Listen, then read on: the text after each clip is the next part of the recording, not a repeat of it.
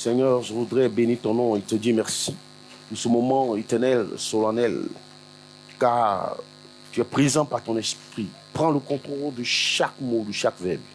Et ce matin, ne t'adresse pas à l'oreille, aux oreilles de ton peuple, mais à leur cœur. Au nom de Jésus-Christ Nazareth. Envoie ta parole qui nous apporte la guérison, la délivrance, la connaissance et l'affranchissement au nom de Jésus-Christ. Parle au travers de ma bouche, Père, et atteins les cœurs pour la gloire de ton nom au nom de Jésus. Amen. Bien-aimés, nous sommes bénis dans le nom de Jésus. Nous sommes dans la présence de Dieu. Et je voulais dire ceci, que là où le nom du Seigneur est invoqué, quand il s'agit du Seigneur, il faut être concentré, il faut être sérieux. Parce que Dieu ne travaillera jamais en dehors de sa parole, il travaille toujours dans sa parole. Il est dans sa parole. Il a donné sa voix, il a envoyé sa parole et c'est en elle que se trouvent toutes choses, tous les miracles. Les bénédictions sont incluses dans la parole de Dieu. Tout. Il faut donc faire attention à la parole du Seigneur. L'une des choses que Dieu m'a donné de comprendre et ce que je sais faire le mieux, c'est de parler du Seigneur, bien-aimé. Et ce matin-là, donc, parce que le Seigneur est en train de nous conduire dans une dimension d'accomplissement depuis 2 semaines déjà. Ça fait 2 semaines, le jeudi dernier, ça fait 2 semaines que nous sommes en train d'entrer dans ce moment-là.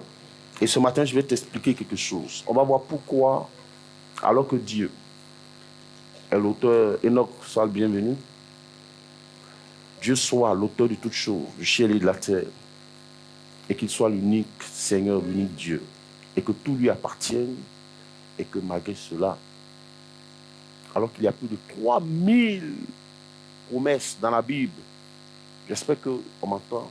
Fabrice, c'est correct? C'est bon? Vous m'entendez bien, non? Gloire au Seigneur. Et alors que Dieu, qui est 3 fois saint, on parle de la tri-sainteté de Dieu. Quand on parle de la tri-sainteté de Dieu, c'est le Dieu. Jamais vous n'allez voir, aucune science au monde n'a jamais essayé de sonder la sainteté de Dieu. Aucune personne ne peut se lever et vouloir étudier la sainteté de Dieu. Ce n'est même pas possible. Aucune. Dans aucune génération, l'on a osé. On parle de Dieu, on parle de... Mais sa sainteté, ce n'est pas possible. Tu ne peux pas. Aucun homme n'a jamais osé. Donc ce Dieu-là qui est 3 fois saint, parce qu'on parle de sa tri-sainteté, parce que tout en lui est parfait. Il est parfait en toutes choses. C'est pourquoi il dit « Je suis le Dieu saint ». C'est cela. Il est saint, il est parfait en amour, parfait en toutes choses. Donc ça fait de lui le Dieu saint. Et ce matin-là, nous allons voir ensemble pourquoi, malgré toutes ces choses, toutes ces promesses, le peuple de Dieu est encore éprouvé. Et les choses semblent ne pas se réaliser, s'accomplir. Et c'est de cela que nous allons parler et nous allons comprendre cela. Parce que notre Dieu ne ment pas. Il n'y a aucun mensonge en lui. Est-ce que c'est lui qui, sa main est-elle limitée ou qu'est-ce qui se passe dans la réalité? Nous allons essayer de comprendre cela, bien aimé. Et parce que le Seigneur m'a dit, depuis déjà, il y a à peine 2 semaines que le Seigneur m'a dit, maintenant, tu enseignes, c'est vrai, tu prêches, c'est vrai, mais maintenant, il est temps que mon peuple expérimente mes promesses. Il dit, prends soin de mon peuple.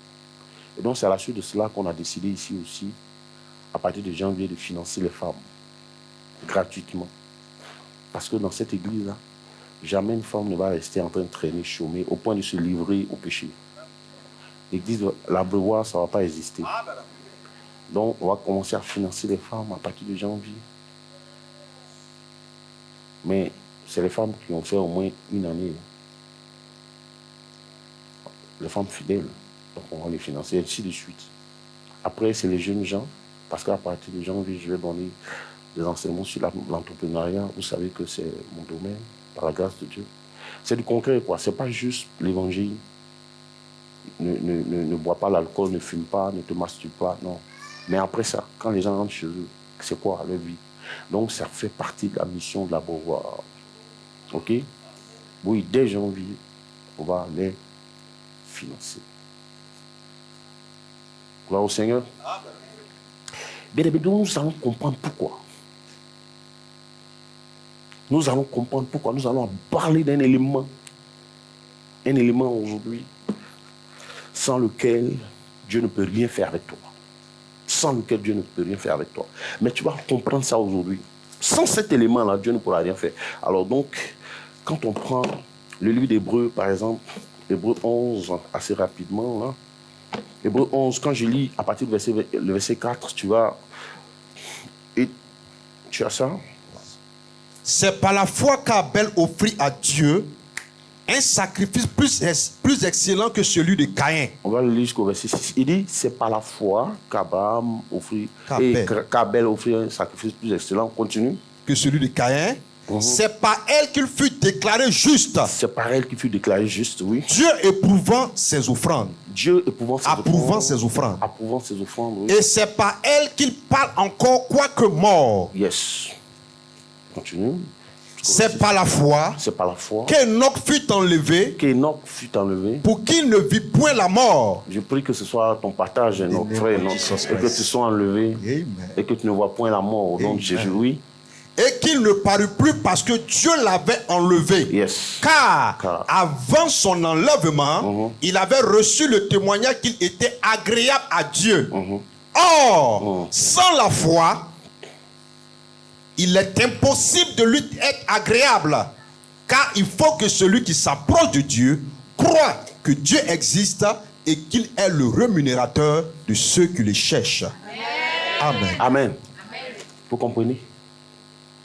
La Bible dit que c'est par la foi qu'Enoch fut enlevé. C'est par la foi qu'Abel fut offrir un sacrifice plus agréable à Dieu. C'est par la foi que Noé, divinement averti, a construit l'arche.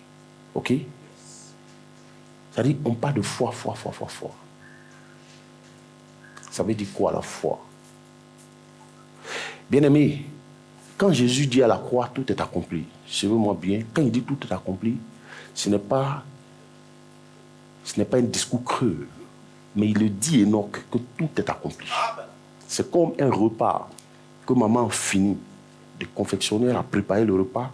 Elle le dépose sur la table. Maintenant, c'est à chacun d'aller se servir. Parce que, regardez, la terre est gouvernée par le ciel. Maintenant, je le disais en semaine en ligne, au ciel, le Seigneur dit tout est accompli. Tout existe, tout est à notre portée. Mais il y a une monnaie que le ciel reconnaît, avec laquelle on achète au ciel. Il y a une monnaie d'échange entre le ciel et la terre. Vous savez c'est quoi? C'est la foi. Amen. Cette monnaie s'appelle la foi. De même qu'on utilise le CFA pour acheter ici en Côte d'Ivoire, en Afrique, en Europe, c'est l'euro. Mais entre le ciel et la terre, la seule monnaie d'échange, c'est la foi. Amen. Et la Bible dit, sans cette monnaie, tu ne peux rien faire. C'est pourquoi il dit, sans elle, nul ne peut être agréable à Dieu. Le Seigneur est assez clair. Il est assez clair, il est précis. Il dit, sans elle, personne ne peut être agréable à Dieu. Parce que celui qui s'approche de Dieu doit d'abord réaliser qu'il est Dieu, qu'il est l'auteur des cieux et de la terre, que tout lui appartient.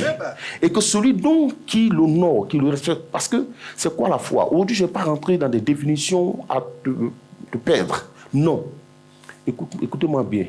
Voici comment se définit la foi tout simplement. La foi, c'est le respect. C'est respecter Dieu, tout simplement. Voilà comment je définis ça. Avoir foi en Dieu, c'est le respecter. Comment le respecter? Pourquoi on dit c'est respecter Dieu? C'est juste le mettre à sa place. C'est de reconnaître qu'il n'y a jamais eu de Dieu avant lui. Amen. Il n'y aura point de Dieu après lui. Amen. Et que lorsqu'il parle, ce qu'il sa bouche dit, ça met le fait. Ça met l'accompli. Il n'est pas un homme menti. Maintenant, imagine, comme je le dis, je le disais en semaine, regarde par exemple, mon fils, je suis responsable d'une société, mais toi tu es le DG de la société. Et puis il y a un employé dans la société, on lui dit, il n'y a que le DG seul qui puisse signer ça, qui puisse décider. Et puis il dit non, moi j'ai pas besoin. Il va avoir un des collaborateurs du DG, et puis c'est avec lui qu'il veut traiter. On dit non, mais c'est le DG. Il dit, oh, moi, je n'ai pas besoin de le voir. Il est qui? Tu comprends? Si cette information remonte au DG, quelle sera sa réaction? Quelle sera sa réaction? Il sera frustré et il va s'emporter, mais il va te chasser comme un malpropre. Est-ce que tu comprends? C'est comme quelqu'un qui met son fils au monde et puis son fils respecte plus le voisin que lui. C'est-à-dire quand il voit le voisin, il s'abaisse. Quand il voit son papa, ça à peine mais il le regarde. Même si le vieux n'a rien, tu lui dois du respect. Même si le voisin de temps en temps te donne les 5 000, mais tu dois respecter ton père. Est-ce que vous comprenez? Donc, c'est ne pas avoir confiance à Dieu, c'est de le faire menteur. Est-ce que vous voyez un peu? C'est le faire menteur. Donc, c'est un manque de respect à Dieu. Oh, c'est pourquoi il dit, si quelqu'un ne me respecte pas, il ne faut pas qu'il s'attende à quoi que ce soit de moi. Car sans ce respect là pour ma personne, sans cette considération pour moi, la personne n'aura rien.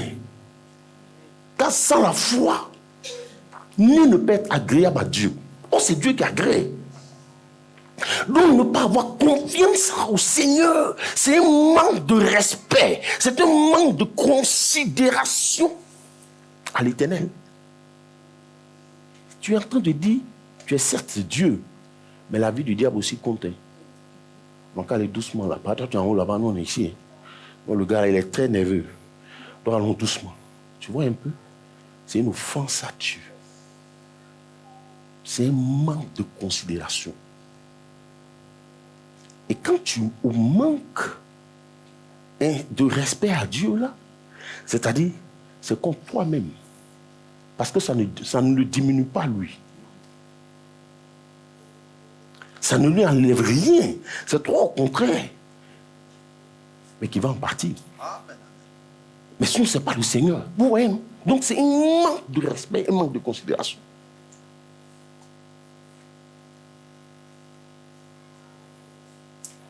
Parce que quand l'Éternel dit une chose, quand le Seigneur annonce une chose, la Bible dit quoi?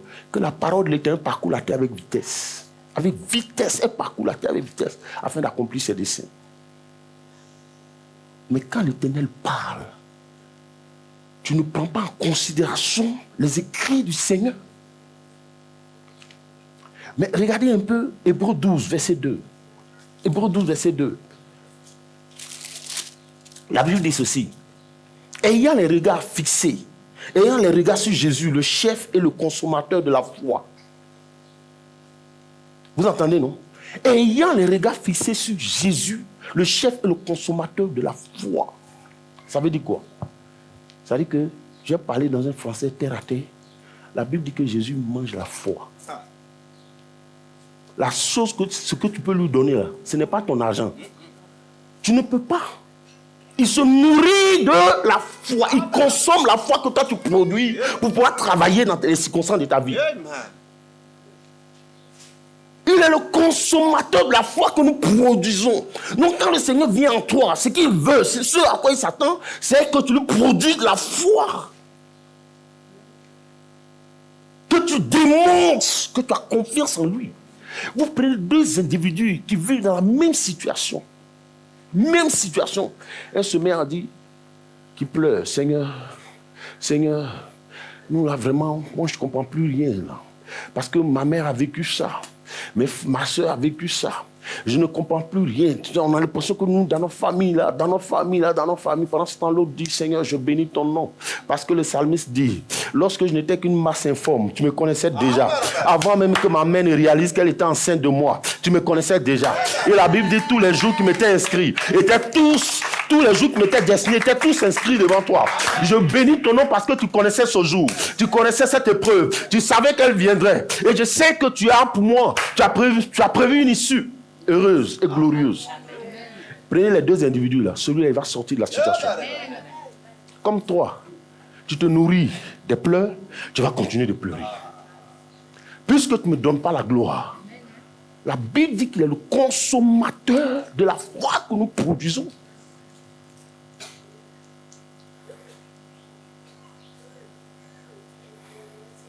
Vous comprenez? Maintenant, je vais te faire un petit résumé rapidement avant qu'on entre dans le thème même. Vous savez, nous tous qui sommes ici, là, on aspire au bonheur. Il n'y a pas quelqu'un ici qui est assis ce matin qui n'aspire pas au bonheur. Tous les hommes, peu importe leur race, leur culture, leur civilisation, aspirent au bonheur, n'est-ce pas? Maintenant, comment tu peux comprendre qu'il y ait donc dans tous les hommes ce désir commun? Comment tu peux comprendre que tous les hommes, où qu'ils soient sur toute la surface de la terre, aspirent au bonheur? C'est-à-dire, ça devient, c'est un désir commun. Tout le monde a le même désir. Donc, si tout le monde a le même désir, là, ça veut dire que c'est l'expression, ce désir devient l'expression, la manifestation de la volonté de Dieu. C'est Dieu qui a mis en nous, puisque la Bible dit que c'est lui qui met en nous le vouloir et le faire.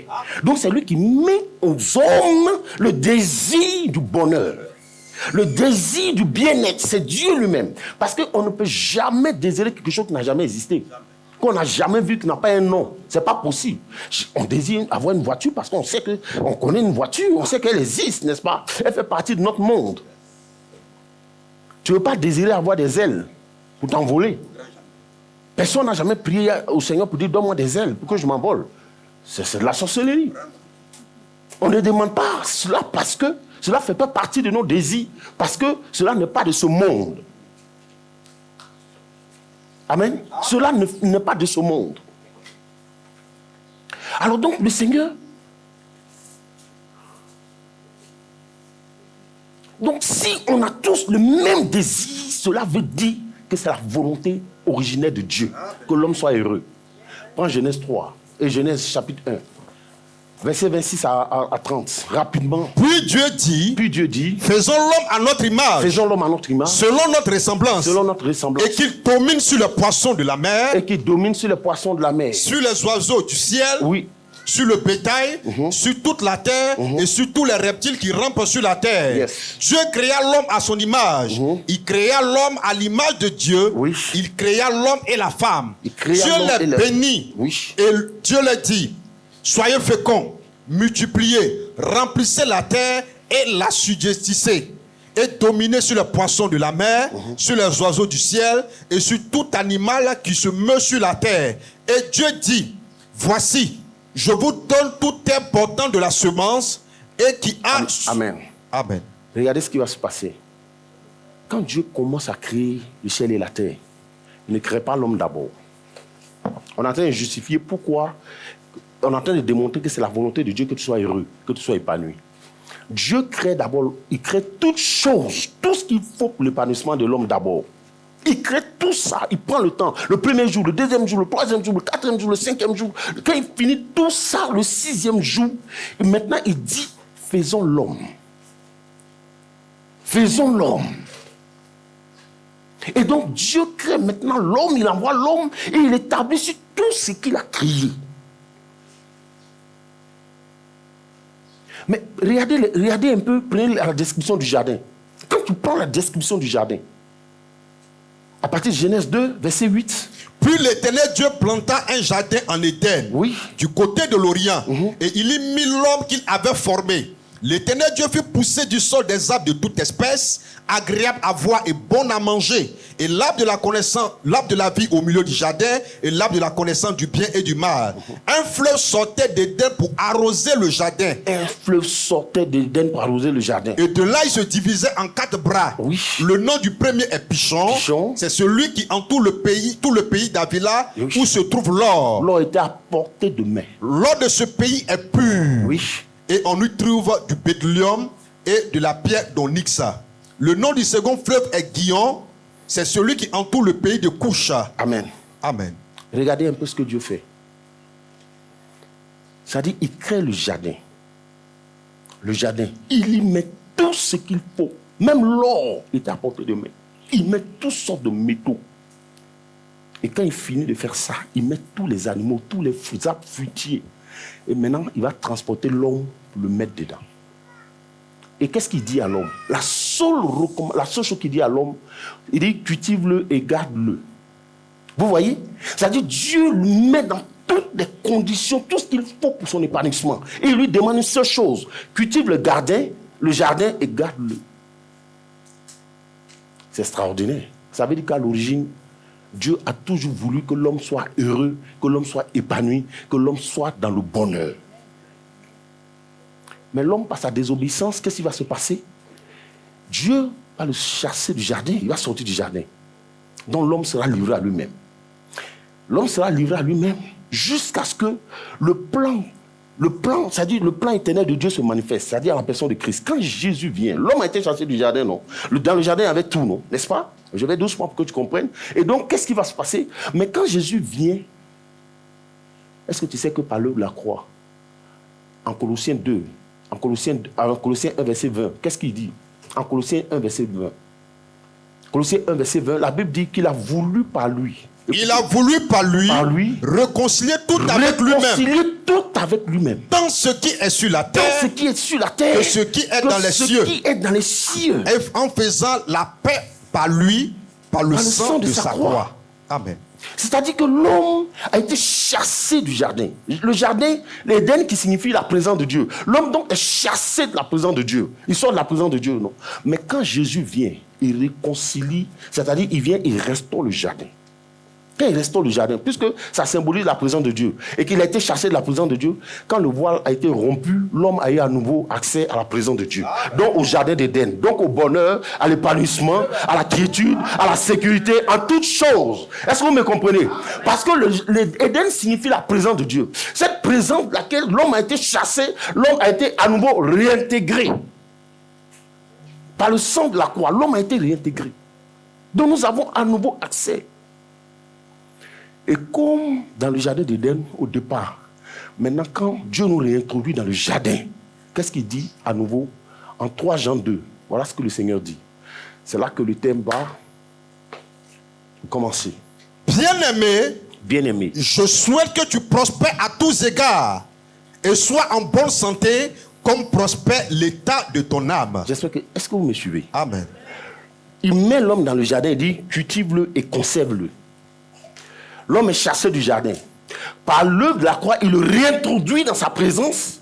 Et maintenant, il dit, désormais, prospère à tous égards. Par exemple, on a justifié que depuis le début, Dieu, la volonté de Dieu, c'est que l'homme soit heureux, non? Qu'il soit dans le bonheur. Et il dit ici, prospère à tous égards. À tous égards. C'est-à-dire sans aucune limitation. Socialement, matériellement, financièrement, et c'est-à-dire au niveau, en termes de santé. Et il précise, il dit prospère. Non, tu n'as pas lu tout. Hein. Bien-aimé, je souhaite que tu prospères à tous égards. Oui. Et sois en bonne santé. Et sois en bonne santé. Comme prospère l'état de ton âme. Voici les 2 choses Amen. Que l'homme recherche dans sa vie. Parce que bien aimé, si tu dors dans un château, tu as près de combien de gouverneurs, toi seul à ton service, et que tu n'arrives pas à marcher, et que tu n'arrives pas à t'asseoir, et que tu es malade, est-ce que ça aura un sens? Ça n'aura pas de sens. Mais Dieu donne les 2. Et la prospérité à tous égards, et la bonne santé. C'est extraordinaire ça. Et la bonne santé. Donc si quelqu'un te fait croire autre chose, c'est faux. Maintenant, le Seigneur va dire ceci. Il dit, je souhaite que tu prospères à tous égards, qu'on prospère quoi? L'état de ton âme. C'est là que le message commence. C'est ici que le message a commencé. C'est là se trouve tout le secret. Le Seigneur dit à l'homme, je veux que tu prospères, bien-aimé, qu'on prospère l'état de ton âme. Donc Dieu est en train de dire que la richesse qu'il te faut, la prospérité pour laquelle tu jeûnes 21 jours, ne se trouve pas chez un prophète. Ça ne se trouve pas dans le monde. Mais j'ai déjà tout enfoui en toi. Écoutez-moi bien. J'ai déjà tout enfoui en toi. Le modèle de prospérité que tu veux, que tu recherches, le modèle de succès que tu veux, que tu recherches là, est dans ton âme. Je l'ai enfoui dans ton âme. Maintenant, quand Dieu dit prospère, qu'on prospère l'état de ton âme, il te met face à ta responsabilité à toi. Maintenant, qu'est-ce que ça veut dire? Parce que l'homme est tripartite. L'homme est composé de corps, d'âme et d'esprit, non? Maintenant, l'âme, on va parler de l'âme aujourd'hui, puisque c'est là-bas, il dit, se trouve la bénédiction. L'âme, c'est le siège de nos pensées, de nos émotions, de notre intelligence et de notre volonté. Il se présente comme un agent de décision. L'âme est entre l'esprit et le corps physique. Maintenant, quand on dit c'est le centre de la décision, non, et de la volonté. Donc l'homme peut décider. L'âme, ton âme peut décider soit d'obéir à Dieu en se soumettant à l'esprit ou d'obéir au monde en se soumettant à la chair. C'est pourquoi la Bible dit que les deux sont opposés. Oui, les deux sont opposés. L'esprit et le corps sont opposés. Le corps est attiré par le monde, l'esprit s'élève vers Dieu. C'est par l'esprit que nous rentrons en contact avec l'esprit de Dieu. Vous comprenez? Donc ton âme peut obéir soit à Dieu en se soumettant à l'esprit ou obéir à la chair. Et puis tu vas être un homme charnel. Et tout ce qu'on dit de Dieu, ça n'a aucun impact sur ta vie. Parce que tu as une grosse chair, parce que tu as une masse de chair. Vous comprenez? Maintenant il dit, prospère comme prospère l'état de ton âme. Donc c'est-à-dire que l'homme, ce que l'homme est dehors, est le reflet. C'est-à-dire, l'homme n'est que le reflet de ce qu'il est à l'intérieur. Écoutez-moi bien. En réalité, ce que tu es dans la vie, ce n'est pas parce que ta grand-mère est sorcière. Vous savez que moi, je n'aime pas la sorcellerie. Moi, parce que j'ai tellement compris les Écritures que moi, quand on parle de sorcier, ça m'énerve. Parce que je sais que c'est des vauriens, c'est des nullards, ils n'ont aucun pouvoir. Donc moi, je ne perds pas le temps avec eux. Alors, écoute-moi. En réalité, parce que c'est ça qui fait que souvent, on attribue tout au diable. Je ne suis pas en train de le justifier, ce n'est pas mon ami, je n'ai rien à foutre avec lui. Mais je veux dire que Dieu dit, ce que tu veux là est dans ton âme. Maintenant, il dit, ta prospérité dépend de l'état de ton âme. Donc, ça dit l'état de ton âme là, ça dépend de toi, de ta décision, de ta volonté. C'est toi qui entretiens ton âme. Parce que l'âme se nourrit de la parole. Quand tu vois quelqu'un dans la vie qui est peureux, ça veut dire qu'il a une âme qui est faible. Donc l'homme est à l'image de ce qu'il est à l'intérieur. Donc ce que ton âme est à l'intérieur là, c'est ce que tu manifestes, c'est ce qui se dégage à l'extérieur. Mais comment on peut imaginer? Regardez un peu comment les Blancs ont pris bateau à voile. Ils ne sont jamais venus en Afrique. Mais ils se sont dit, ils vont aller voir derrière là-bas, ce qui se trouve à des milliers de kilomètres. Ils sont restés sur l'eau là, quand ils sont arrivés, ils ont vu les indigènes. C'est comme ça qu'ils nous ont appelés. Vous comprenez? Donc, maintenant, c'est au niveau de l'âme que tout se définit. Donc, tu as le choix. C'est pourquoi la Bible dit que la foi vient de ce qu'on entend. En d'autres termes, la force vient de ce qu'on entend. Parce que quand on parle de la foi te booste. La foi te rend fort devant les épreuves. Dans les difficultés, ça dit que tu n'es pas ébranlé. Ça dit, tu pries, tu déclares autre chose. Même quand on dit c'est comme ça, c'est noir, tu dis non, je sais que l'Éternel me l'a dit, l'Éternel me l'a promis, l'Éternel le fera.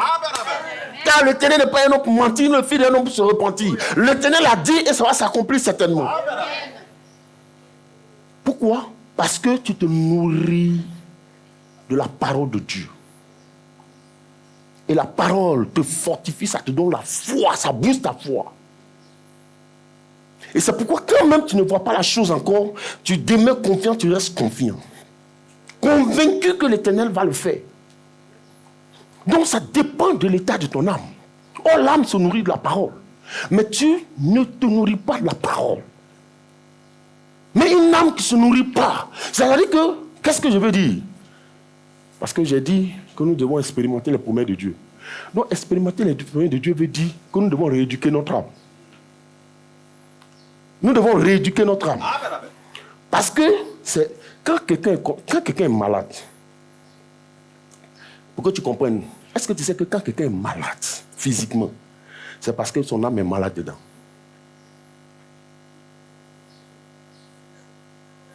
C'est pourquoi le jour que quelqu'un décède, on dit il a rendu l'âme, c'est fini. C'est l'âme. Par exemple, il y a des gens, depuis leur enfance, ils ont été brimés. Ils ont été violentés. Mais ils ne se sont jamais défaits de ça. Donc ils ont gardé ça. Donc, ce qui fait qu'ils ne peuvent pas utiliser leur force à 100%. Ils utilisent leur force peut-être à 70%. Parce que le diable rappelle tout leur vécu. Chaque jour, il parle de ça. Chaque jour, il parle de ça. Donc, ça veut dire que l'âme ne peut pas être forte. L'âme ne peut pas travailler à 100%. Parce qu'il se souvient toujours du passé. Au lieu de s'en défaire et d'oublier complètement pour avancer. Vous comprenez? Et donc, ces personnes-là ne peuvent pas être fortes. Parce que le diable les tire toujours en arrière en leur rappelant des choses négatives. Et quand c'est comme ça, l'âme est abattue. L'âme est abattue. Il y a des gens qui vont venir dans la présence de Dieu, on va chanter, on va adorer, ça ne va rien leur dire. Ils sont froids. C'est pourquoi le Seigneur dit, si tu n'es ni chaud ni froid, je te vomirai. Parce que ce n'est pas dans ma présence qu'on vient pleurer, c'est-à-dire, on ne vient pas se lamenter, c'est-à-dire, avec l'amertume. Il dit, réjouissez-vous dans le Seigneur. Est-ce que tu sais pourquoi? J'ai expliqué un jour pourquoi toutes les mauvaises nouvelles arrivent très tôt le matin. Est-ce que tu sais pourquoi? Le diable fait exprès. C'est pour gâcher ta journée. La plupart des mauvaises nouvelles arrivent tôt le matin. Soit à 5 heures, on t'appelle. Ta journée est gâchée comme ça. C'est pourquoi j'ai dit aux gens, quand on t'annonce un événement, les premières paroles qui vont sortir de ta bouche vont déterminer la suite des événements. Les premières paroles. C'est-à-dire, soit tu bloques, c'est-à-dire tu scelles, tu as scellé la situation, c'est-à-dire tu vas la sceller comme un cadenas, avec un cadenas, à cause de tes paroles. Ou alors, tu vas donner une issue favorable à la situation. C'est-à-dire qu'un enfant de Dieu, logiquement, doit avoir les meilleurs réflexes. Quelle que soit la situation, si tu as appris à dire « Seigneur, je te rends grâce », quelle que soit la nouvelle qu'on t'annonce, si tu as eu le courage de dire « Seigneur, je te bénis, je te rends grâce pour cette situation », c'est fini. C'est-à-dire, tu as invité Dieu dans la situation. Il prend le contrôle de la situation. Mais quand tu dis « Hé, Seigneur Jésus,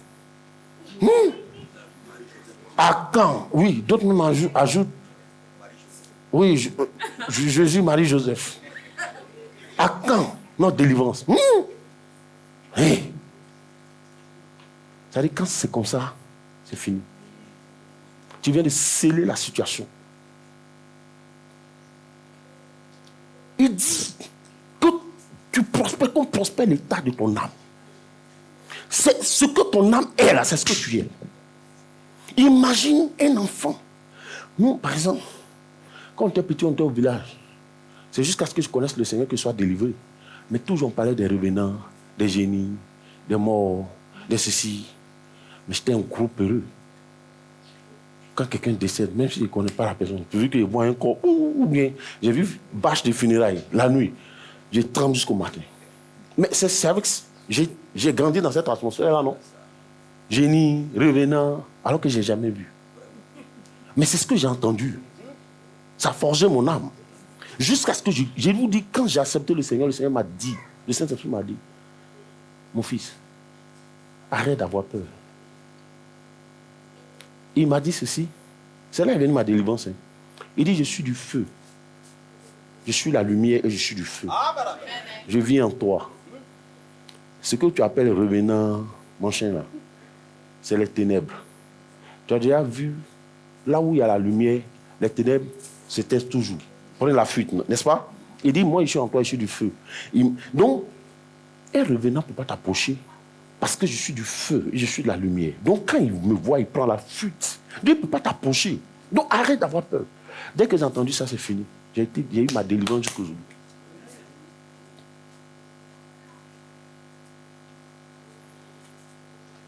Le Seigneur dit que ta bénédiction dépend de l'état de ton âme.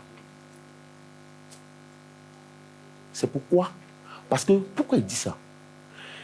Et c'est pourquoi David connaissait cela, en sachant cela, dans le psaume 103, verset 2, il dit, mon âme bénit l'Éternel.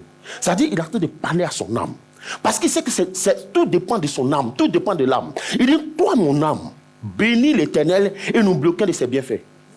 C'est-à-dire, c'est un autre qui donne à son âme, hein? Il parle à son âme. Maintenant, je vais t'expliquer. Quand David dit ça, parce que l'âme est toujours combattue, il y a une voix intérieure. Il y a toujours une lutte. Par exemple, tu es assis ici ce matin, peut-être à 40 ans. On dit on va prier pour mariage. Et puis, on dit le Seigneur a promis que toutes les femmes sont appelés à se marier. La voix se lève pour dire, toi aussi, à 40 ans, là. Toi, quand tu regardes les jeunes gens aujourd'hui, à 40 ans, toi, tu crois encore. Ça, c'est la voix intérieure. Alors, donc, cette voix intérieure-là, c'est elle que David a parlé. Pour dire, moi, toi, je t'ordonne, tu n'écouteras que l'Éternel. Tu ne vas t'aligner que sur les promesses de l'Éternel. Tu ne vas obéir qu'à la voix du Seigneur. Ce que Dieu dit que tu es là, c'est ce que tu dois accepter. Et je t'ordonne donc de bénir l'Éternel et de ne pas oublier aucun de ses bienfaits, même les plus petites. Même les plus petits, ne les oublie pas. C'est un ordre. C'est-à-dire, il vient de conditionner son âme. Il a conditionné son âme. C'est fini. Maintenant, regarde. Comment tu peux imaginer que tu es là comme ça, on met de la musique. On met la musique, hein, frère. Quand on met la musique et puis tu es là, tu es assis. Tu commences à bouger ton pied. On dit que c'est le ciel de nos émotions, non? Donc il y a une émotion qui naît en toi. Mais pourquoi? Parce que tu as entendu, non? Donc quand la Bible dit, la foi vient de ce qu'on entend. C'est parce que tu entends que tu bouges ton pied. Tu commences à bouger ton pied. Comment on fait quelques petits pas? Hein? C'est en fonction de ce que tu entends, non? Ou bien quelqu'un t'insulte, regarde-moi ça, une vilaine femme comme ça. Qu'est-ce qui se passe? Tu es en colère! Parce que ton âme a entendu ça. Donc qu'est-ce que je suis en train de dire? Si ton âme est capable de susciter des mouvements, des pas de danse, au son de la musique, si elle est capable de s'emporter parce qu'on en dit ta grosse tête, c'est sérieux. Donc ça veut dire qu'elle aussi, elle peut réagir aussi aux promesses de l'Éternel. Amen. Elle peut réagir aux promesses de l'Éternel. Non mais je te dis la vérité. Pourquoi elle réagit aux injures? Pourquoi elle s'emporte? Pourquoi elle s'énerve? Et puis maintenant, elle refuse de s'aligner aux promesses de Dieu. Voici tout le secret. Donc ça veut dire que nous devons rééduquer notre âme. Le Seigneur m'a dit, il faut que mon peuple expérimente. Donc c'est pourquoi je suis en train d'enseigner. Nous devons rééduquer notre âme, obliger notre âme à s'aligner sur les promesses, avec les promesses de Dieu. Non, mais c'est tout. Mais c'est tout. Mais c'est tout. Mais oui, si elle est capable de réagir, aller se battre. Mais au lieu d'aller se battre, au lieu de répondre aux injures, mais elle n'a qu'à obéir aux promesses de Dieu. Elle n'a qu'à admettre les promesses de Dieu. Donc tu dois la rééduquer. Le Seigneur dit que tu es une femme. Femme, ça veut dire celle qui porte des enfants. Elle a appelé à mettre au monde des enfants. C'est une femme. Une femme est appelée à concevoir. Donc toi, je te dis, mon âme, l'Éternel a parlé et nous devons obéir. Et nous devons exécuter. Et parce que je suis une femme, je suis appelé à enfanter et j'enfanterai. Parce qu'un ordre a été donné à la jeunesse. La Bible dit, il a béni l'homme et la femme, il a dit, soyez féconds. Remplissez la terre. C'est un ordre que Dieu a donné. Et donc nous aussi, nous devons obéir à ça. Parce que si on n'enfante pas, on désobéit à la loi du Seigneur. C'est pourquoi je t'impose, mon âme. À partir d'aujourd'hui, je te déclare féconde. Tu es une femme féconde. Tu es une femme féconde au nom de Jésus. Mon âme, je te dis que l'Éternel a donné cet ordre. Et donc, c'est-à-dire, Dieu ne t'a jamais nommé célibataire. Tu n'es pas encore marié, mais tu n'es pas célibataire pour autant. Et donc, tu n'as pas encore enfanté, mais cela ne veut pas dire que tu es stérile. Parce que l'Éternel t'a déclaré fécond. Donc, c'est-à-dire, tu vas forcément enfanter. Peu importe l'âge. Il a dit à Sarah, c'est arrivé. Elle a ri, mais c'est arrivé. Donc, je te dis la vérité, tout le mystère Enoch se trouve dans notre âme. C'est l'âme, ce n'est pas les sorciers. Parce que quand tu parcours la Bible, chaque jour, jour et nuit, là, tu ne peux pas avoir peur d'un sorcier. Non, tu ne peux pas avoir peur. Mais l'Esprit de Dieu va te donner de comprendre qu'ils ne sont rien. Moi, je le dis toujours. Jésus a dit, Satan est venu, n'a rien à moi. Moi aussi, je dis ça toujours. Je ne suis pas en train de faire du mimétisme. Non, c'est pas ce que j'ai fait. Mais c'est-à-dire, je le dis avec assurance, avec conviction.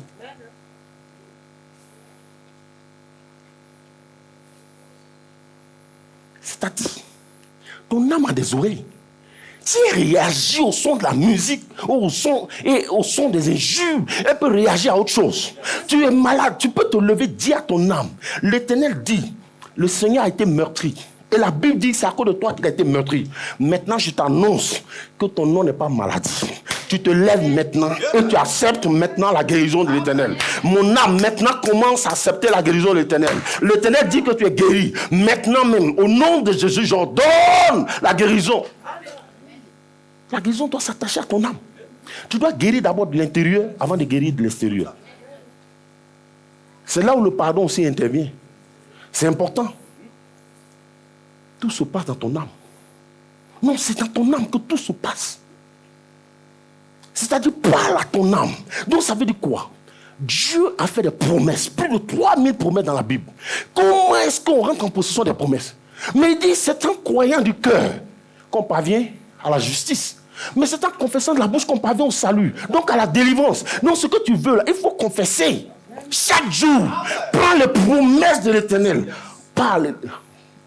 Maintenant, je vous ai dit, non, que David a parlé à son âme, non. Imaginez-vous dans quelle position il a parlé. Vous ne connaissez pas l'histoire de Batimée. Batimée, là, qu'est-ce qui s'est passé? Les gens étaient en train de le retenir, non? Les gens étaient en train de le retenir pour dire tais-toi, tais-toi. Mais la Bible dit, plus on lui demandait de se taire, plus il criait plus fort. Donc la voix intérieure qui te dit, c'est pas possible, c'est pas possible. Il faut que tu parles, que ton âme entende. Il faut étouffer cette voix intérieure-là. Plus cette voix parle, plus toi aussi tu parles. Plus elle te dit des elle t'apporte des contradictions, plus toi aussi tu élèves la voix et tu proclames les paroles du Seigneur. Il faut que tu parles plus fort que ça. Il faut que ta voix soit plus forte. Parce qu'il faut que ton âme ne parvienne plus à entendre cette voix intérieure. Parce que, écoute-moi bien, un enfant de Dieu ne regarde pas aux circonstances, ne regarde pas aux réalités, mais il regarde aux promesses de Dieu. Un enfant de Dieu parle par rapport aux promesses de Dieu. Mais parce que, on le sait nous tous, que la réalité n'est pas la vérité. Quelqu'un peut venir avec une carte de visite de la présidence de la République, avec un costume, voiture garée, alors qu'on ne connaît même pas la présidence. C'est pas parce que tu vois une carte que c'est la vérité. On a vu ici, il y a un certain général qui est venu, qui a naqué les gens ici. Il dit, il vient de l'ONU, qui travaille à la présidence. Zéro. Il a naqué les gens. Même les magistrats, il a naqué tout le monde. Donc, ce que tu vois, c'est pas ce que Dieu a dit pour toi. Tu dois proclamer la promesse de Dieu. Mais alors là, je te dis, il faut respecter Dieu. Je ne vais pas te dire qu'il faut avoir la foi, hein, mais il te dit respecte Dieu. Parce que si tu comprends la foi dans cette définition-là, elle va grandir. Chaque fois que tu ne vas pas croire, c'est manquer de respect à Dieu, au Seigneur. Mais je te dis la vérité. Mais oui, regarde, je te dis, on a vu ici en début d'année que le Seigneur dit, ma parole n'était pas comme un feu, comme un marteau qui brise le roc. Ça veut, c'est trop fort comme révélation.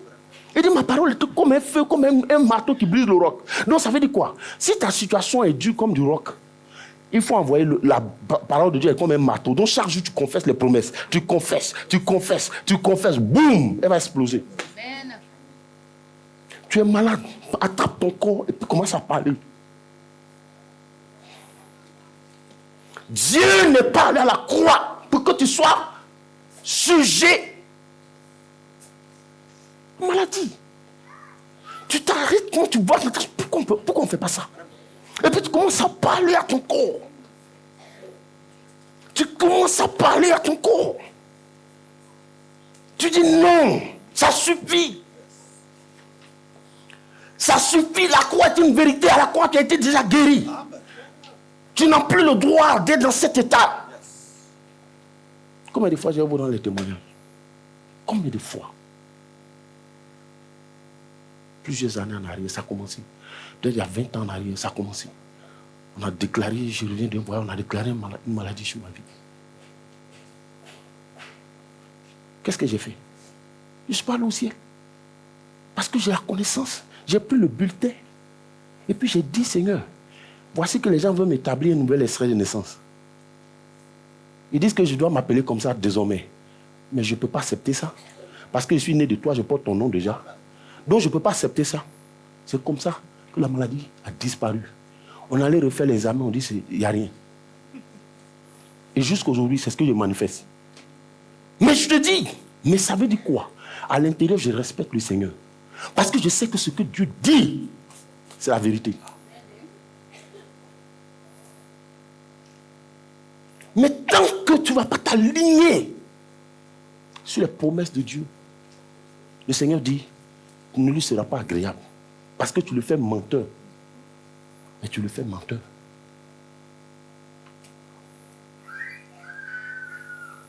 Cette semaine-là, on a un programme de jeûne et de prière. Le thème c'est, tout comme Anne, mon histoire sera réécrite. Amen. Voilà une femme qu'on appelait stérile. Demain, on va voir ça. Frère, le Seigneur m'a dit qu'il a tout accompli. Il ne va pas descendre à nouveau sur la terre pour venir réaliser quoi que ce soit pour toi. Mais tout est une question. Tout dépend du respect que tu as pour lui. C'est-à-dire la foi que tu as pour le Seigneur. La confiance qui se définit comme le respect que l'on voue à l'Éternel. Mais parce que ne pas croire, c'est le comparer au diable. C'est de dire tout simplement que la vie du diable compte. Faisons attention tous les deux. Nous n'avons qu'à faire attention. Parce qu'il ne faut pas que le gars s'énerve. Un vaurien qui est sous nos pieds. Oui, c'est pourquoi le Seigneur dit, si vous avez la foi des petits-enfants, moi je suis comme un enfant. Mais vous savez que tout ça, ça se cultive. Hein. C'est ça Paul dit, exerce-toi la piété. Non mais oui, tu t'assois, ma soeur. De temps en temps, tu dois avoir des moments d'intimité. Tu t'assois calme. Tu ne veux pas qu'on ne te dérange pas. Et puis tu commences à réaliser. Regarde l'étendue des cieux. C'est comme ça que j'ai fait. Regarde l'étendue des cieux. Il n'y a aucun poteau qui soutient le ciel.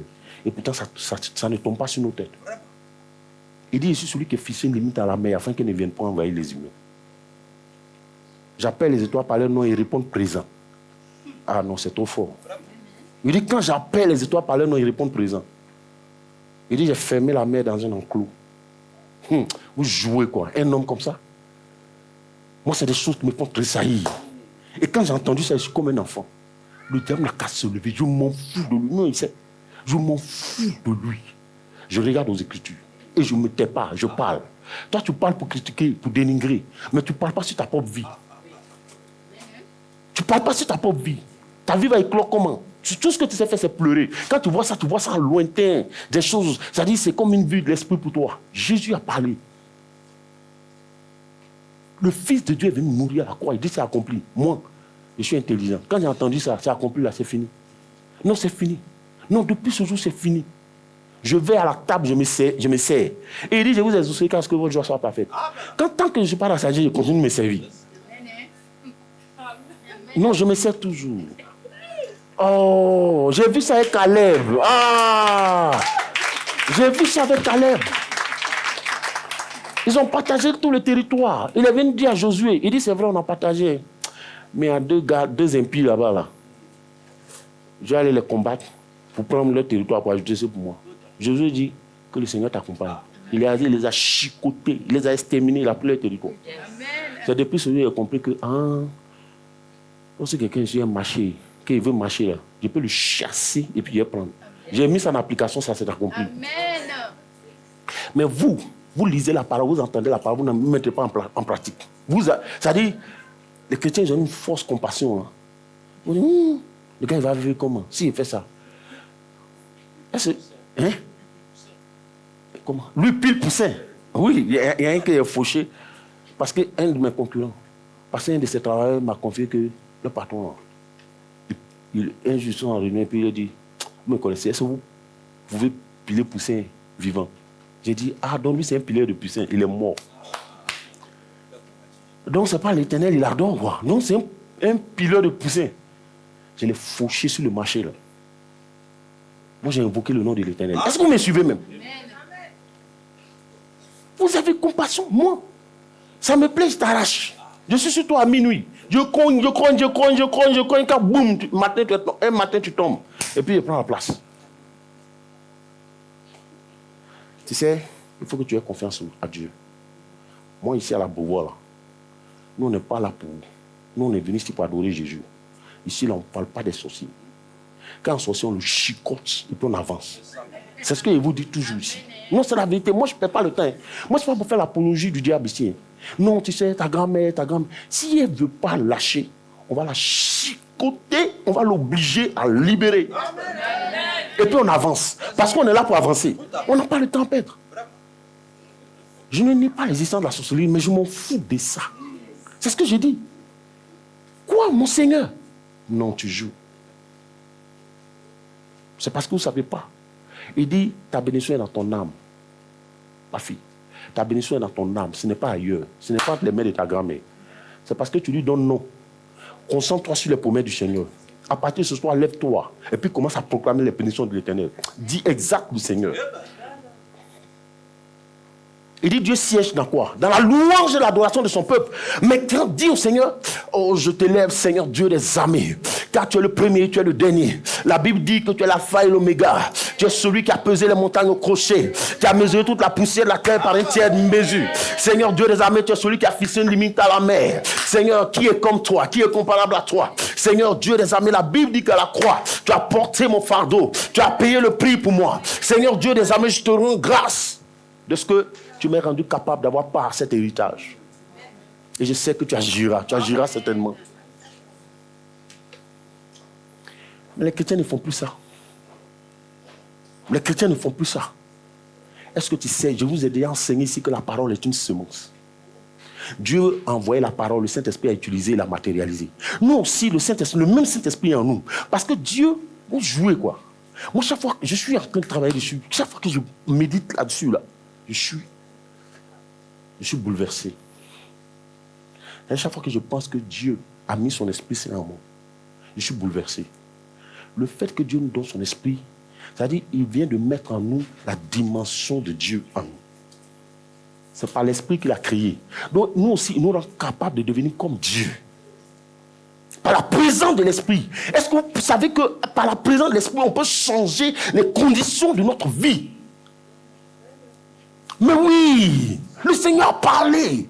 Mais je vous ai dit ici que vous n'envoyez. Ce qui fait que vous êtes encore dans ces épreuves-là, c'est parce que vous n'envoyez pas la parole. Ce que vous envoyez, quand tu envoies la parole, il y a deux entités qui sont chargées de les recevoir. Il y a Jésus et puis il y a le diable. Quand tu dis, ma soeur, il faut laisser chez nous, là, c'est comme ça.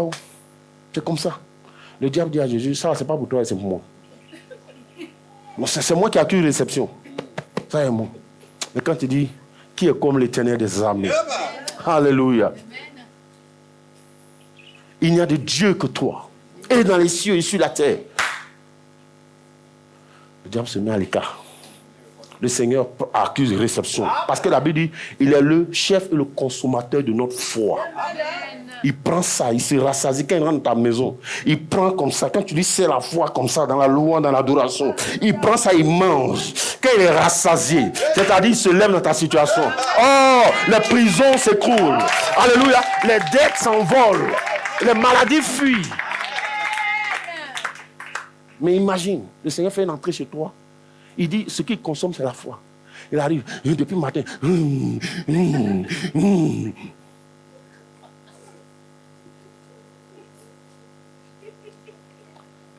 C'est quoi il va manger pour agir dans ta vie? Il faut me dire. On dit c'est le consommateur de la foi. Produis la foi. Pour qu'il travaille dans tes circonstances, tu produis des larmes, des pleurs.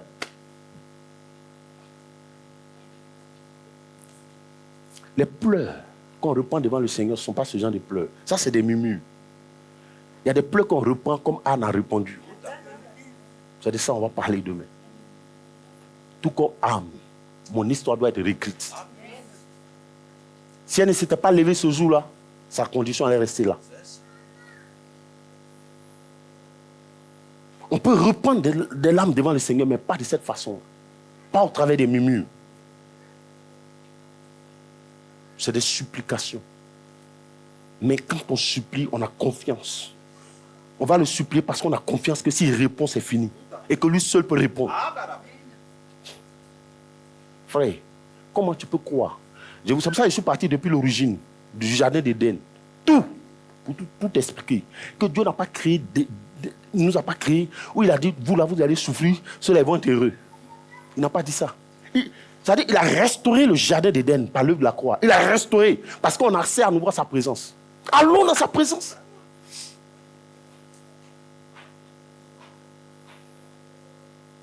Tu dois rééduquer ton âme. Tu n'as pas encore fait d'enfant, tu es marié. Mais parle. Dis à ton âme, non, ce n'est pas ton nom. Stérile n'est pas ton nom.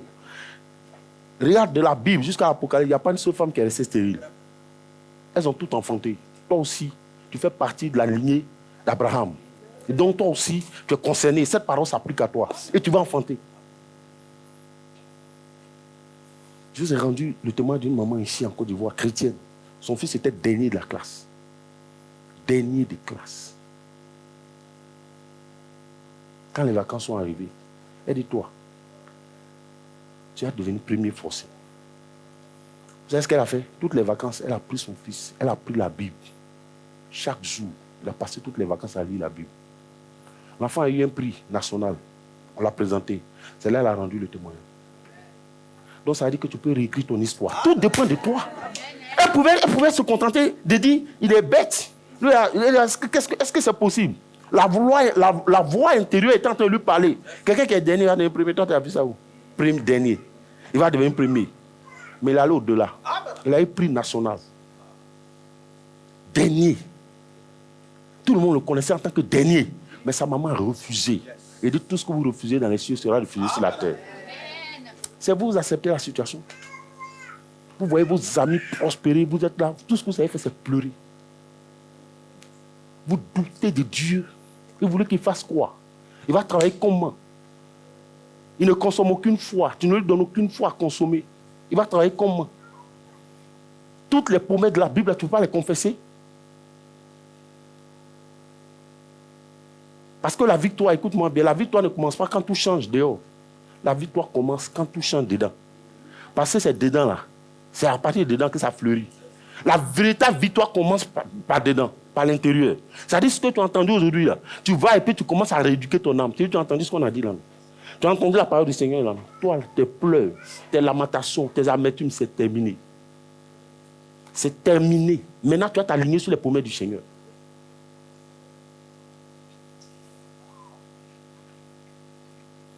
On va parler, vous allez dire, il n'aime pas. C'est comme si je parlais de moi. Mais je suis un homme comme vous. Mais c'est les Écritures qui m'ont fait. C'est ce que j'ai dit toujours aux gens. Mon secret, c'est la Bible.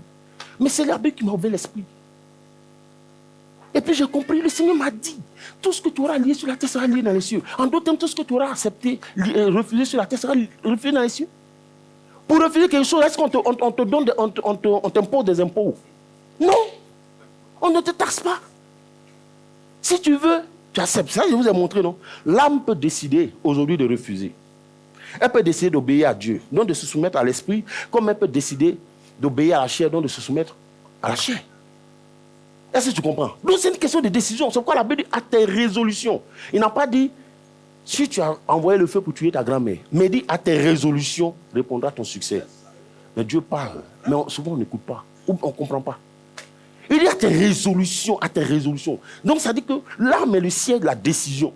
Si tu prends la décision aujourd'hui, tu dis, tu t'arrêtes comme ça, tu t'arrêtes devant ton miroir, tu te regardes et puis tu parles. Dieu ne t'a pas appelé à ça, à raser les murs. Dieu ne t'a pas appelé, tu n'es pas le siège de la maladie. Commence à rééduquer ton âme. Si tu ne rééduques pas ton âme, il faut que tu sois guéri de l'intérieur.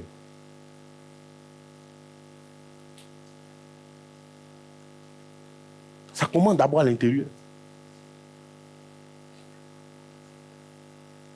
Pourquoi toute cette semaine-là, on va proclamer les... C'est-à-dire, il y aura des thèmes.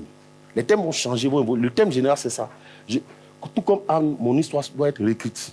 Le mardi, par exemple, le sous-thème, c'est Seigneur, change l'eau de ma vie en vin. Ah, change l'eau de ma vie en vin.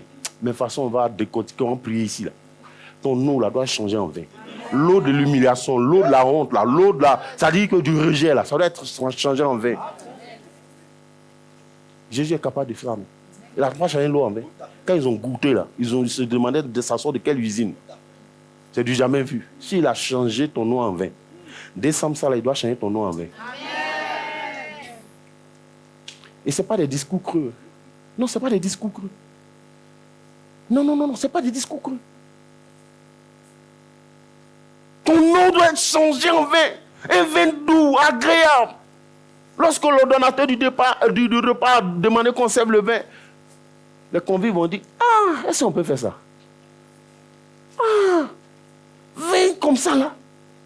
Vous attendez jusqu'à tout le monde est ivre. C'est moi vous envoyez le vin. Le vrai vin. La bénédiction de l'Éternel, c'est qui enrichit et ne l'a fait suivre d'aucun chagrin. C'est le vrai vin là. Ça. Il faut que tu prennes une décision. Non, je te dis, mon fils, les gens que tu vois dehors n'ont pas deux têtes, n'ont pas trois têtes. C'est ta décision. Dieu va travailler en fonction de ta décision. Je te dis, aujourd'hui, tu peux décider de réécrire ton histoire. Anne était là, non? Elle était mortifiée, humiliée. Ce jour-là, elle a laissé nourriture. Elle a laissé les gigots, toutes les bonnes parties. Là, elle s'est levée, elle allait dans la présence de Dieu. Son Dieu n'a pas créé les hommes pour qu'ils souffrent. En plus, il allait à la croix. Il a remis les pendules à l'heure. Mais je te dis la vérité. Je te dis la vérité. Combien de fois, combien de témoins je ne t'ai pas rendu? Mais la Bible dit que Élie était un homme de la même nature que nous. Combien de témoins je ne t'ai pas rendu? Mais c'est des expériences. Mais c'est des expériences personnelles. Tu as déjà vu une femme qui n'enfante pas? Tu as déjà vu? C'est pas possible. C'est pas possible. Moi-même, j'ai failli vivre ça. Si tu étais à ma place là, tu allais, ça dit c'était scellé. La chose, deux prophètes sont venus prophétiser. Lui, ce dimanche, il y a un qui est venu. Il dit, ma soeur, toi là, tu es pour un enfantement, hein, c'est compliqué. On dirait que ça va être compliqué pour toi d'avoir un enfant. L'autre prophète vient le dimanche encore, il dit la même chose. Oh, les chrétiens, ils aiment ça, le témoignage de Dieu. Moi, ils m'en foutent. La Bible de la prophétie, si ça t'arrange, tu prends, t'arrange pas, tu refuses. Oh! La bonne dame a commencé à pleurer à côté de moi. J'ai dit, tu pleures pourquoi? Par contre, les prophètes ont dit ça là. Moi, je ne suis pas dedans. Moi, ils ne rentrent pas dans ce film-là. Je te dis en même temps. Non, c'est parce que moi-même, je n'ai pas encore décidé. Maintenant, si tu veux, aujourd'hui même, on va ensemble, tu tombes enceinte. Le même jour, elle est tombée enceinte. 4 enfants. Si c'est toi, tu vas accepter, parce que c'est un prophète qui a parlé. Restez là. Hein. Comme la parole du prophète est au-dessus de la parole du Seigneur, ne lisez pas la Bible. Restez là. C'est vous. Vous aimez souffrir inutilement. C'est quoi ces histoires? Moi, femme, ça veut dire, elle est porteuse de vie. C'est une femelle. Elle est appelée à concevoir. Pour laisser les histoires là. Tu n'as pas encore enfanté, mais tu n'es pas stérile.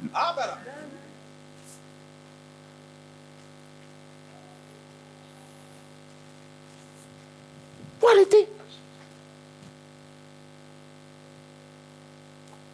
On comprend. Oh. Si quand ton histoire s'arrête le jour que tu quittes la terre, mais tant que tu n'as pas encore quitté la terre, Dieu te fait la grâce de te réveiller là. Ça veut dire que ton histoire n'est pas encore terminée. Non, ça veut dire que ça continue. Ce n'est pas encore terminé. Donc, continue de croire. Bénis ton Dieu, rends-lui grâce. Le jour qu'il décide que ça s'arrête, ça va s'arrêter. Mais si tu t'es réveillé matin, tu dis Seigneur, il te rend grâce. La première chose que tu dois sortir ta voix, avant même de commencer à prier, il te rend grâce. De m'avoir donné encore ce jour. C'est un jour un jour de victoire. C'est comme ça que tu commences. Quand le diable entend ça, il dit c'est-à-dire, il veut perdre le temps avec toi, quoi. Parce que toi, c'est pour ça qu'il dit résistez au diable, il fuira loin de vous. On le résiste. Jésus lui a résisté par la parole. Dans le désert, il lui a résisté par la parole. C'est la parole qui produit le miracle. Je dis, si je n'avais pas la connaissance, j'étais foutu. Si j'étais un adorateur des prophètes, j'étais mort. Mais parce que j'ai lu dans la Bible, il est écrit, la prophétie est comme de la viande. Tu manges la chair, tu jettes l'os. C'est-à-dire le Seigneur, ça j'ai paraphrasé, quand le Seigneur dit, il faut analyser la prophétie. Analyser toute prophétie. Si elle te sied, frère, tu prends. Même s'il crache du feu, si ça ne t'arrange pas, tu ne prends pas. S'il veut lui-même, il n'a qu'à prendre. S'il veut lui-même, il n'a qu'à prendre. Comme c'est bon, il n'a qu'à prendre. C'est comme ça que j'ai toujours vécu. Je m'en fous. Parce que ta parole n'est pas au-dessus de la parole du Seigneur. Raconte tout ce que tu veux. Il faut vomir du feu, du lait, tout. Je m'en fous éperdument. Ce que Jesus a dit là, c'est ça, comment il prend. Tu ne peux pas m'obliger à accepter ça. Jamais. Depuis jeune dans la foi, c'est comme ça que j'ai toujours vécu. Et le miracle a été parfait. Jusqu'à ce que nous-mêmes on décide d'arrêter. Nous-mêmes on a décidé, on dit Seigneur, on ne fait plus. Sans capote, sans préservatif, on ne fait plus. Le jour qu'il veut faire encore, je vais ouvrir. C'est ce que Dieu aime. C'est-à-dire, Dieu aime ça. Il a de l'argent. Il a besoin des fils pour dépenser ça. Je te dis la vérité. Donc quand je dépense comme ça, il est content. S'il veut faire encore, je vais faire. Il n'y a pas quelqu'un, je n'ai pas besoin de demander la vie de quelqu'un. Je vais faire. Ce n'est pas moi, mais il ne veut plus faire. Sinon, ce n'est pas quelqu'un qui a décidé à ma place. Dieu a déjà prophétisé. On dit qu'il a pris le couple et puis les a bénis, soyez féconds. Donc tous les couples sont concernés. Pourquoi il n'a pas dit non de quelqu'un. Est-ce qu'il a dit non, il a dit non de quelqu'un? Pourquoi toi tu veux que ce soit... Moi je ne comprends pas. Pourquoi tu veux donner un nom à ça? C'est de toi il s'agit. D'accord, elle me regarde. Elle se dit, mais lui là, est-ce qu'il est de notre planète? Non, je te dis. Non, mais je te dis, ma fille, tu peux tout changer. Tu peux tout, ça dépend de toi, ça ne dépend pas de quelqu'un. Grand-mère au village, misérable. Elle n'a qu'à venir en ville ici, elle n'a qu'à venir dormir dans les villas. Comme elle est puissante. C'est ici on voit. Tu es au village. Et puis tu as décidé, moi je suis dans la lumière, tu as décidé pour moi. Parce que j'ai giflé ça spirituellement.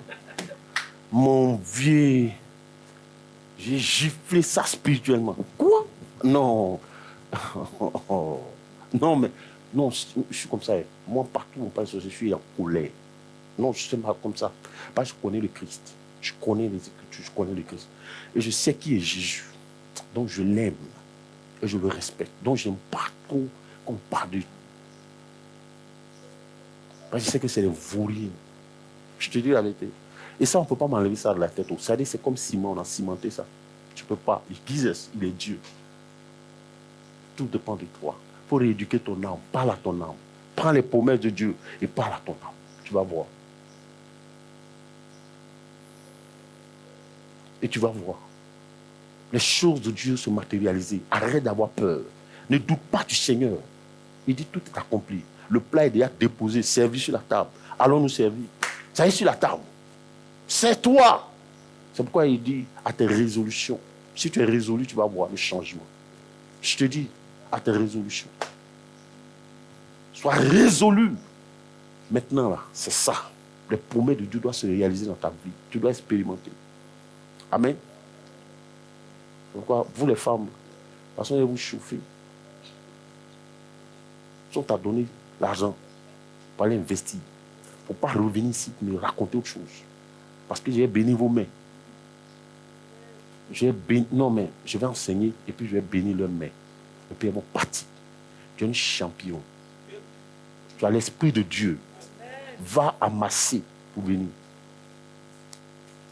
Le Seigneur dit nous serons édifiés sur le fondement des apôtres. Donc nous on fait comme les apôtres. Les apôtres ont été les seuls au monde. Il n'y a pas un autre gouvernement qui a pu réussir ça dans le monde. Seuls les apôtres ont réussi à éradiquer la pauvreté parmi le peuple. Aucun autre gouvernement, depuis le temps des apôtres jusqu'aujourd'hui, avant les apôtres, après les apôtres, il n'y en a pas. Tous ces intellectuels qu'on voit dans le monde, lui, on dit, il a travaillé à FMI, il a c'est zéro. Seuls les apôtres, plus de 5000 personnes. La Bible dit, aucun indigent. Non. C'est-à-dire que l'Esprit de Dieu nous rend intelligents. Il faut respecter l'Esprit du Seigneur. Donc ça, je ne veux pas, quand je suis en train de parler de Dieu, on vient me parler de sorcellerie, ça m'énerve. Seuls les apôtres ont pu faire. Regardez dans l'histoire de l'humanité. Seuls les apôtres ont pu éradiquer la misère parmi le peuple. Aucun indigent. nous sommes capables d'accomplir la même chose. Ici. L'argent de l'église est béni, si on t'a donné, la foi vient nous raconter autre chose. Tu vas rembourser un peu. On va donner à d'autres personnes. Parce que c'est ça la famille. Amen. C'est ça la famille. Toutes les femmes doivent travailler ici. Tu ne vas pas venir ici, venir déposer 500 ici, dans le panier. Chaque dimanche 500, chaque dimanche 500. Il faut que la pauvreté te quitte. On va poser les pas pour ça. Une église équilibrée, complète. C'est ça. Amen. Donc, demain, le riche, on va commencer. C'est en janvier. C'est lui le responsable. C'est lui qui va recruter les femmes. Et puis, celles qui ont déjà fait 1 an. On sait que c'est une jeune mission, mais ainsi de suite, ainsi de suite. Toutes les femmes à la Beauvoir, tant qu'on sera sur la terre, elles seront toujours financées. Toutes les femmes. Amen. Qu'on soit une église forte. Donc arrête de pleurer. Arrête de pleurer. Fais confiance au Seigneur. Il dit, sans la foi, nul ne sera agréable. Soyons sérieux. Donc, cette semaine, nous allons expérimenter. Lundi, mardi, mercredi, jeudi, vendredi. Jeûne et prière. Ton nuit de soir doit être réécrite. Amen. Amen. Est-ce que je parle au cœur de quelqu'un ce matin? Est-ce qu'on me suit? Ton miracle est dans tes mains, ça y est dans ta bouche. Ça y est dans ta bouche.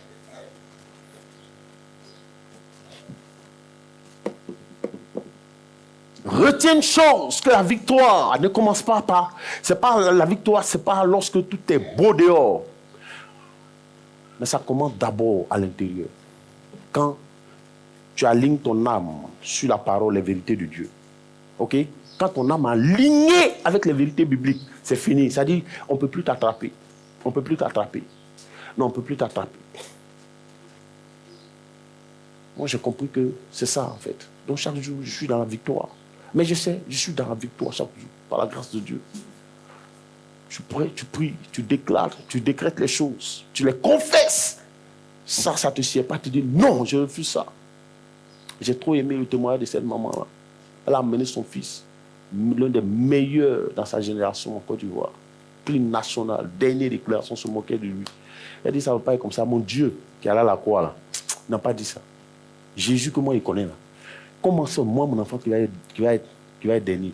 Donc ça vient pour dire tout ce que vous aurez refusé sur la terre sera refusé dans les cieux. Elle a refusé et son fils aujourd'hui fait partie des meilleurs. Il y a longtemps l'enfant là, aujourd'hui peut-être peut-être qu'il a fini depuis. Vous comprenez? C'est extraordinaire ça. C'est parce que le Seigneur a dit vous serrez la tête et non la queue. Femme de la Beauvoir, il faut que tu travailles. Et regardez un peu. Une femme comme Tabitha, elle seule, tout ça on va enseigner ça dans l'entrepreneuriat, elle seule, de ses mains, et à toutes les personnes qu'elle prenait en charge, les veuves, les orphelins, les apôtres, elle seule. Mais quand ils sont allés dire à Pierre qu'elle est décédée, quand Pierre est rentré dans la chambre, vous savez ce qui s'est passé? Elle a dit au père, non. Une femme comme ça, elle ne peut pas mourir. De toute façon, on va venir au ciel. Non, c'est quoi, pourquoi tu es pressé? Une femme comme ça, là, c'est ça, on enlève maintenant. Non, elle ne peut pas monter. Non, il faut la faire redescendre. Ah! On dit quand Pierre est venu, on lui a montré toutes ses œuvres. Il faut arrêter d'être une femme. Une pleurnicharde. Tu vois les petites filles. Et les petites filles, tu vois là. Elles se réveillent à 5 heures. Elles vont à Dubaï. Elles sont en 2 avions. Toi, tu as le Saint-Esprit. Tu grattes le fond de la marmite. Ça ne va pas se passer ça à la Beauvoir. Parce que ce n'est pas qui t'a maudit. Jésus a versé son sang. Quelqu'un pour qui le sang de Jésus a coulé ne peut jamais être maudit. Ce n'est pas possible. Non, ce n'est même pas possible. Si quelqu'un t'a dit ça, il est en train de te blaguer. Le sang de Christ t'a déjà lavé. Et puis tu as un maudit. Tu connais le sang de l'agneau. Tu es en train d'insulter le sang de l'agneau. Il faut te lever et puis tu vas travailler. Il faut te battre. Chaque jour, tu te lèves, tu vas, tu bénis Dieu, tu rends grâce. Tu vas dans ton lieu de commerce, tu rends grâce au Seigneur. Et puis tu commences à exercer. Même si quelqu'un vient de déployer Canaries, il ne faut pas être apeuré.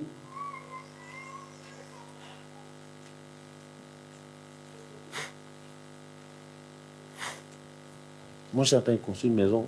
Les gens ne me connaissent même pas, ils sont venus déployer Canaries, huile rouge, cola, maïs dedans. Tout ça là, des trucs qu'on mange. Huile rouge, qu'on peut faire junglé.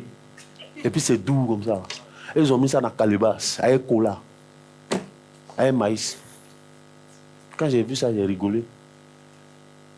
J'ai prié, j'ai shooté le pied. La maison est là. Ça, c'est ça, calebasse, c'est ce qui va m'empêcher de monter une maison. Mais tu ne peux pas comprendre ça, quoi. Si c'est toi là, tu vas aller chercher le plus grand prophète. Il faut bâtir un hôtel. Quel hôtel?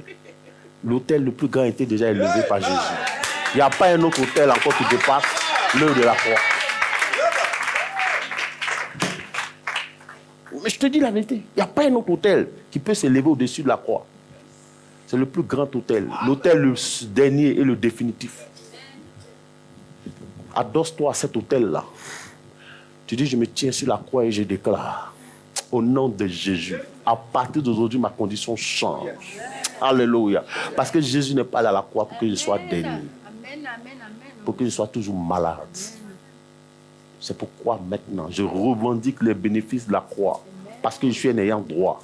La Bible dit que celui qui a l'Esprit de Dieu appartient à Jésus. Celui qui n'a pas son esprit ne l'a pas. Donc, ayant l'Esprit de Dieu, je suis fils légitime. Je déclare qu'en tant que fils légitime, au nom de Jésus, j'appelle le changement. Alléluia.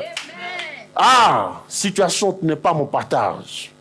Parce que dans tout ce qui a été consigné dans la parole de Dieu, voici les bénédictions qui s'attacheront à moi. La Bible dit, je serai en haut et jamais en bas.